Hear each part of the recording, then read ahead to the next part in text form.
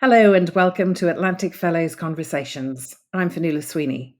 In May 2023, Atlantic Fellows from several equity-focused programs around the world joined the Walking the Talk for Dementia along the Camino in Spain, ending in Santiago de Compostela. They were able to do so because of grants awarded by the Atlantic Institute in Oxford, which supports fellows from the 7 global Atlantic programs to connect and collaborate for change.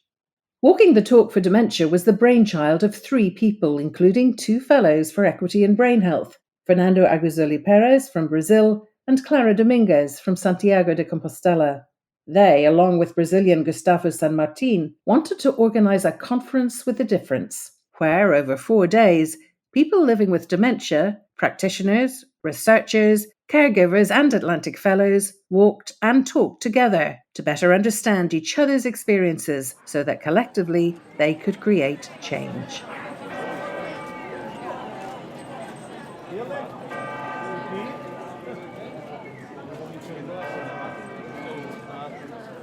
I'm Clara Dominguez. I'm a Brain Health Atlantic Fellow, and I'm also a neurologist here in this northwestern corner of Spain, in Galicia.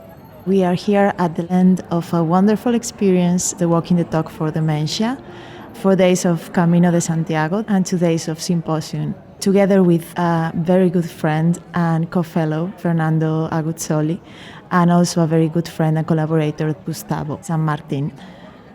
I think the most important lesson from me from this experience is that good things need time.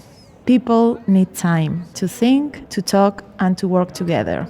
And we don't have a lot of time normally to do these things. So it's good to take the time to talk about something as important as how we are gonna take care of people living with dementia and how we are gonna face the aging society's challenge. We only talk a week, but it made a difference. It will help me on the cases that I manage every day at the clinic. When I look at the patient and the caregiver that I have in front of me, I will probably have a more complete view of all their social and cultural realities surrounding them, and that is completely crucial for the way they will face the diagnosis and develop their journey from the moment they exit my consultation. And I think that's almost half of the possibilities of having a good life for the rest of the time they have.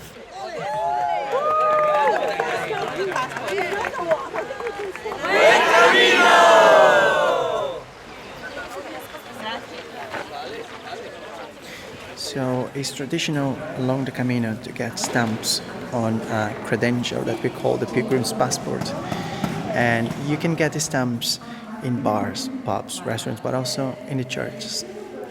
I have one full of stamps at home. I walked 128 kilometers, and I actually have a few notes underneath the stamps. For example, the best tortilla in the Camino, the coldest beer. So we are in a church now, in the beginning of the Camino in Sarria, and we are getting the first stamp in a church, and that's very special for our group.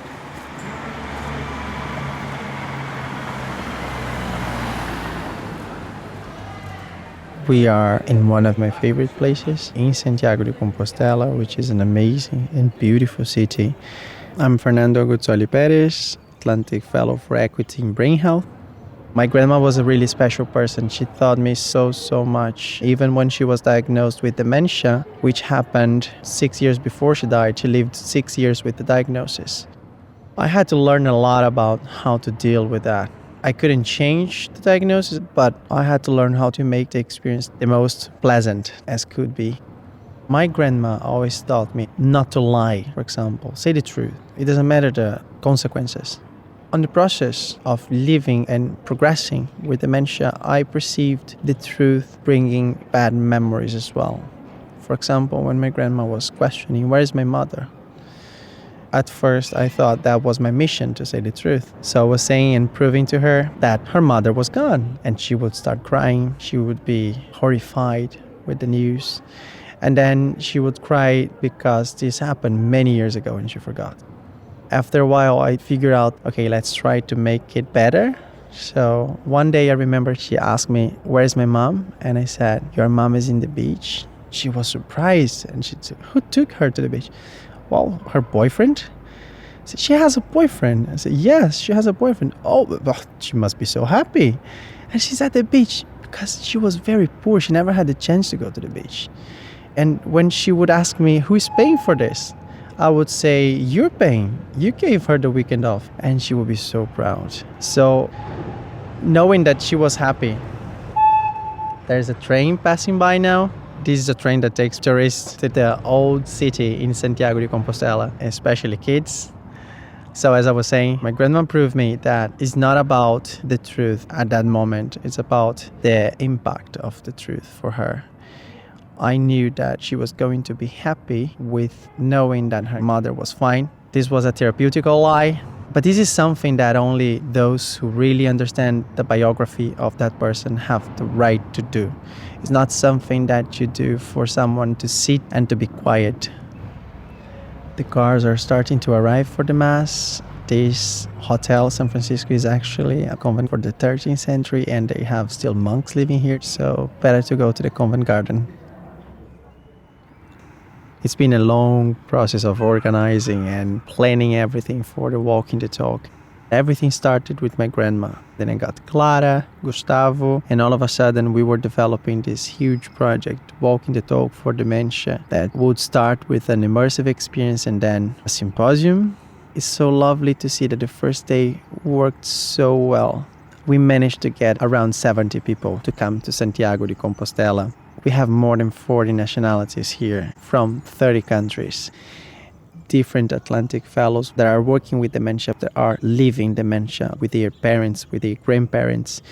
Having the chance of walking with people living with dementia and family members, you get a sample of what we live every day. Not like in a conference where someone is standing and talking about the topic.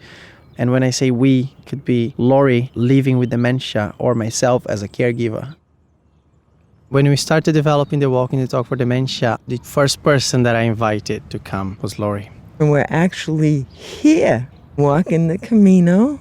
The caregiver that came with me, one of my friends, got sick, and I didn't think I'd be able to even walk it on the very first day, but I knew I had to do it because of you. And now today has been an amazing day because you kept me going and you made sure everything was perfect for me. I knew this project was not going to be easy, as the Camino shouldn't be. Mm-hmm. So you need to go through the process. You need to go through the challenges. We are talking about the Camino, but life is the same. You need to go through the bad and the ugly to be able to identify the beauty in life in the Camino. So I knew it wasn't going to be that easy. I knew we were going to face a lot of challenges, individual challenges. But the thing is not avoiding the challenges, but mitigating the negative aspects of dementia to make you able to do it, to have the better assistance possible from our team, from each other, from the participants. Kevin is living with Lewy body dementia. He lives in Ireland, and he told me today that in 2 days he walked more than in 10 years. Yes. Can you believe it? It is wonderful. It's amazing, and he's done it.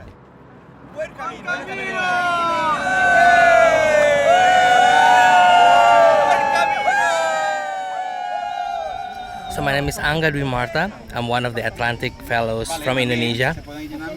We are here in the middle of these greeneries in rural Spain.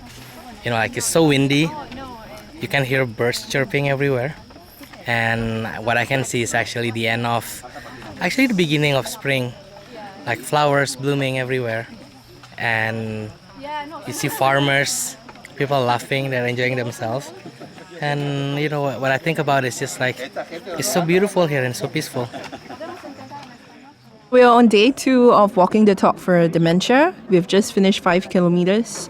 Everyone's enjoying their snacks, drinking water, juices, and continuing the conversations. It's so amazing how people just break slowly into groups organically and have conversations around the work that they do.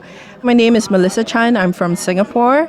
I'm with the Global Brain Health Institute, an Atlantic Fellow, and it's wonderful to be here with my fellow, Angga from Indonesia. Hi everyone, I'm part of the Atlantic Fellow program for health equity in Southeast Asia. We're sitting down in this small village. The air is so fresh. A perfect environment for the walk at the Camino. Yeah, it's so seldom that we get to come together in such a relaxed environment. We've had such nice conversations about intergenerational work when it comes down to dementia and brain health. Yes, the intergenerational part is very important. I'm actually working a lot with youth empowerment, working with young people.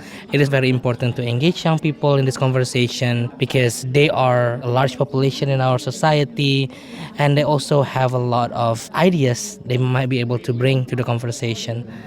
People with dementia, they're still able to do their daily life, they're still able to contribute to the societies, but understanding is needed to fight against this stigma. Yeah, oftentimes, especially in Asia, when I work with younger people, we see that sense of fear in engaging with seniors or people living with dementia. Not because they discriminate them, but because maybe they just don't understand the condition enough or what happens to them. So that causes a barrier which makes it very difficult for them to engage with people living with the condition. My dad was diagnosed in 2004. He passed on in 2014. And I think through the 10-year experience with my dad, I was inspired to quit my job in hospitality and go into the work of dementia after he passed on. My work is looking at services and the design of these services and ensuring that we bring in the voices of carers, we bring in the voices of people living with dementia. And something that Anga brought up even before we started walking yesterday was, are you talking to listen or are you talking to respond? Mm-hmm. That's something I've really taken with me and been thinking about in every conversation, every interaction that I've had with people. Everyone has a different experience. Every story is important, and every story makes a big impact in how services and programs can be designed. So taking into account that experience is important. Actually, this walk really opened up my mind. Just walking with a lot of peers with dementia and see that they're actually still able to do a lot of things. They're actually faster than me when they climb up. That's amazing. And it is something that really changed my perspective. We're coming to our 6 kilometers for today and we're stopping by the side of the road. We have some police actually escorting us to cross the street. It's a very busy street. There's a lot of cars, so you will hear some noises from the background. I'm one of the Atlantic Fellows working with youth engagement and empowerment. And here with me today I have Elaine.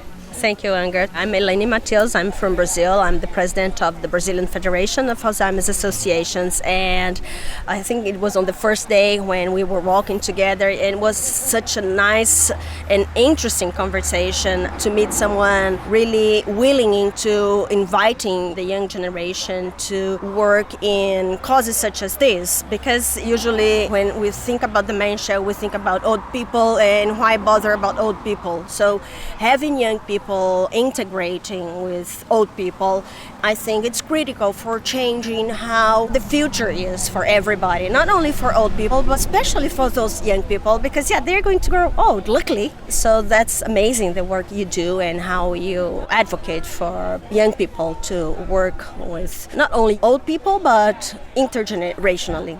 And I think I learned so much from you as well about empathy. When I came to this walk, what I have in mind is intergenerational discussion, but I think deeper than that is empathy. If young people knows about the issue, they care and they have an empathy and they actually could be an advocate in their community or in their family as well. Like I come from a country where people don't check for dementia or Alzheimer. And if young people are aware about that issue and they can just like, hey, let's go to the doctor, I think our world will be much better. Yeah, I think that's what it's all about. It's not only about talking about dementia, it's about feeling what it is like to be living with dementia, to be a caregiver.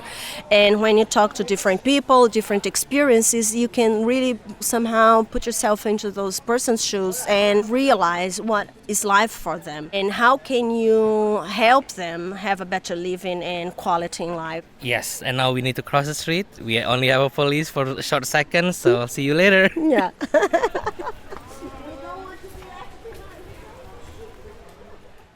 My name is Lebo Molete. I come from Johannesburg, South Africa, and I am on the health equity program called Camino in South Africa. I was invited to come to do the Walk the Talk for Dementia by Fernando AGUZZOLI-PERES, and I'm excited to be here. My name is Maureen Sikaoke. I am attached to the Atlantic Fellowship for Social and Economic Equity. I was also invited by Fernando to collaborate with him, also stand in solidarity with him as we walk for dementia with participants from all over the globe who are either working on dementia or living with dementia. So it's been an immersive past 2 days. Lebo, when you got the invitation from Fernando, what was going through your mind and what got you to say yes? I must confess, when I had the invitation, I thought, why do I need to go to Spain and talk about a South African experience? I didn't feel that we have too much to contribute. Now that I'm here, I see the value of it all, not just for myself, but for people I'm representing, dementia patients in South Africa and their carers. My focus is on community empowerment. I've been working in areas of politics, governance, climate change, education, but I hadn't been talking about mental health specifically. I was thinking, what value would I have? But then I started having conversations and discovered that a lot of people within my community, in my social circle, were dealing with mental health in one way or the other. And when you focused on dementia, a lot of middle-aged people, working class people, were either supporting their parents or their grandparents who were living with dementia. And that's when I realized that if I am a community leader that I say I am, I need to be a visionary and start looking at mental well-being, looking at conditions such as dementia, and bringing them into the conversation. Zimbabwe is a country that is deeply religious. Whether you are Christian or you believe in the African religious tradition or whatever you affiliate to, where people believe in the supernatural having an impact on our day-to-day lives. I've seen it positively influencing and shaping lives, but I've also experienced the supernatural belief that I talk about negatively influencing behavior. And when it comes to mental health, my biggest concern is how people tend to then point fingers to the supernatural as the cause as to why you have depression or you have dementia or you're forgetful. And because of that, we don't talk about it enough. And those people that are experiencing it, I'm sure don't feel comfortable enough to come out and say, this is what I'm going through because of the stigma that is associated with. And I wonder how it is, Lebo, in South Africa.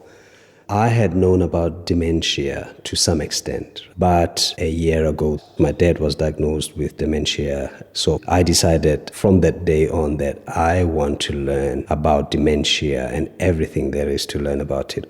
I wanted to know what it is, what causes it, what does it look like. But also you mentioned the spiritual aspects of it.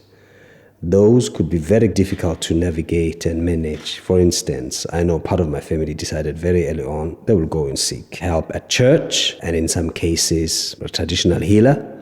I don't think that has yielded much. I'm not undermining those systems at all. I think we need to integrate them, but there's got to be a very concerted effort to ensure that all three systems, including the biomedical system, work together to support people with dementia.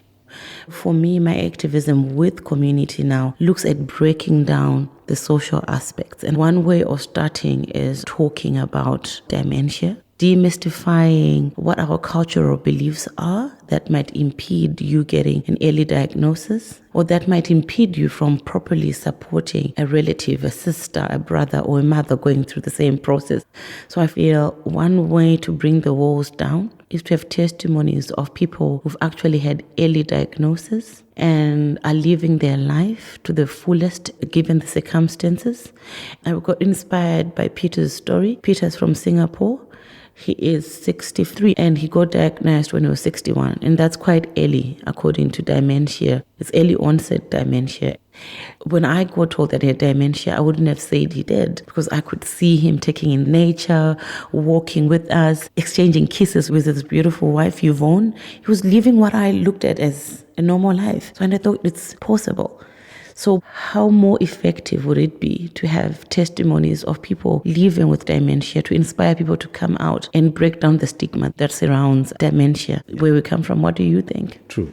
Before I came here, I had thoughts on how to tackle dementia back in South Africa, and one of them was a huge campaign on public awareness through community radio stations. You know, we have about 249 community radio stations in different languages, and obviously some of these radio stations are themed around either religion or music, or some of them commercial, entertainment, and so forth. But all of these are very useful in ensuring that word can go out. They are the voice of the community. And although people still rely on cell phones or social media, radio is still a huge medium and a platform that a whole lot of people listen to. On day 2, I had a great conversation with Dan Cohen, and it really is going to mean a huge change on what I do on dementia back home in South Africa.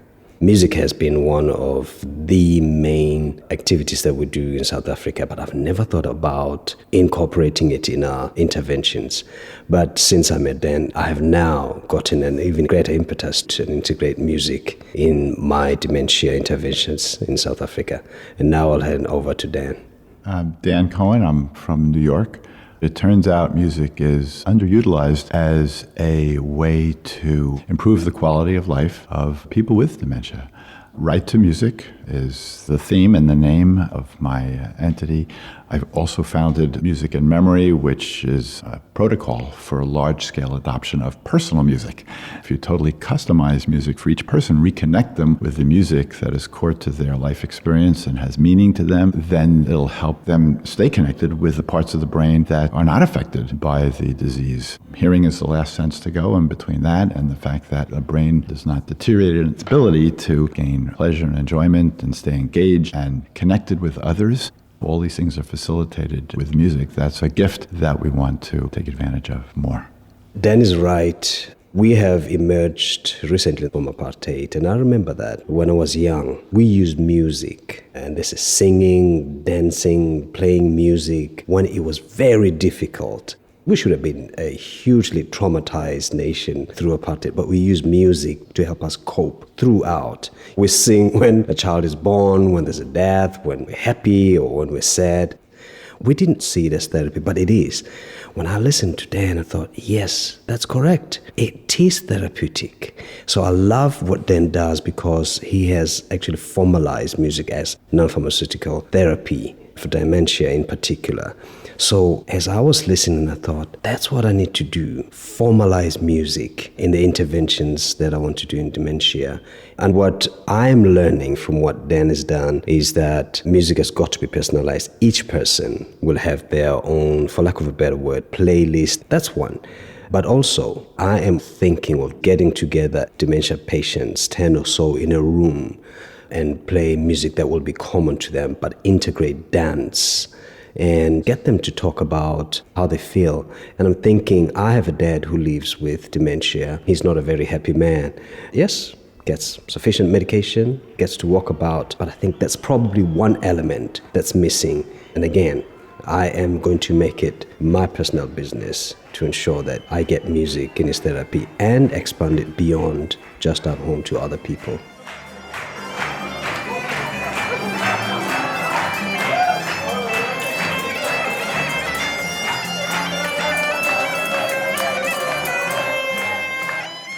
My name is Irasima Leroy. I'm a professor of geriatric psychiatry at the Global Brain Health Institute at Trinity College Dublin. I also work in St James's Hospital, where I've set up the Mind and Movement Clinic for the diagnosis and support of people living with less common dementias. A lot of people I see in my clinic will be people living with Lewy body dementia, which accounts for about 20% of all dementias. I'm here in Santiago de Compostela, taking part in a magnificent event called Walking the Talk for Dementia, to raise awareness and move forward our agenda for dementia while walking the Camino together. We have people from all over the world, all related to dementia in some way. So I'm here today with Kevin Quaid and Helena Quaid. Both of them have a lot of experience in the area of dementia. Kevin, you talk a lot about you having a diagnosis of Lewy body, but your wife Helena being the one who lives with it. Helena, tell us a little bit about what you experienced as Kevin's care partner in this journey. Thanks, Irasima. I feel that as Kevin's spousal carer and caring companion, it is so important to be involved in all the advocacy work and all the research projects as possible. Kevin was diagnosed age 53 with Lewy body dementia, and it started off with a lot of loss. Kevin could no longer drive because of his visual hallucinations. He would see cars, he would see people on the road where there weren't any. He could no longer work because of his executive deficiencies.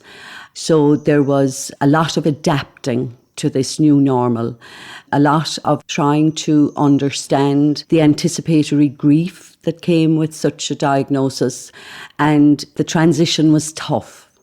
On the journey to acceptance, it is really important as the caring companion to have support. I'm very lucky in that I have 4 sisters and I actually have 6 brothers. So I have lots of support and our children have been wonderful. But as a spousal carer, I was feeling guilty if I couldn't do it all myself, if I couldn't just keep my head above water myself. And it took a little bit of time to see I needed to ask for support. With Lewy body dementia, it is a journey. I don't know where I am on the journey, but both Kevin and I, we live in hope. We live one day at a time, one moment at a time, 1 hour at a time. And there are positives to Lewy body dementia because Kevin's memory is still quite intact. And there are fluctuations. Therefore, Kevin could have a very bad morning and be very ill, but he would have a great afternoon. At this conference, we've been hearing a lot about the transformational power of music and the impact of music on the brain and the brain changes resulting from participating and listening to music.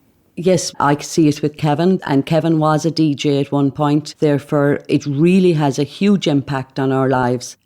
Kevin and I were involved in the University of Limerick with Dr. Hilary Moss and now Dr. Lisa Kelly. There were 6 of us involved and we wrote a song about dementia. The end result is that the time we spent together writing it, the inspirational, uplifting feeling we had singing it and practicing with all the buddies, the result has been phenomenal. Kevin would always say afterwards, wow, I'm on top of the moon after that, because he still had his voice, he could still sing perfectly, and all your muscles twitch and turn. Kevin, even though he has a movement problem with his Parkinsonism and has a walking stick, his feet will tap as if there was nothing wrong with his muscles. His eyes flicker with the resonance of the beat. I can see him moving as if he was a 20-year-old, going back to the time when he was dancing perfectly. And he is just over the moon, in a great mood and looking forward with hope.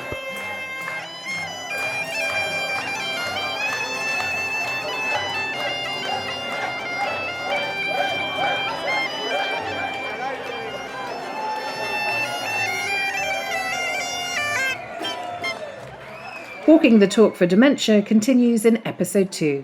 I'm Fernando Sweeney. Thank you for listening.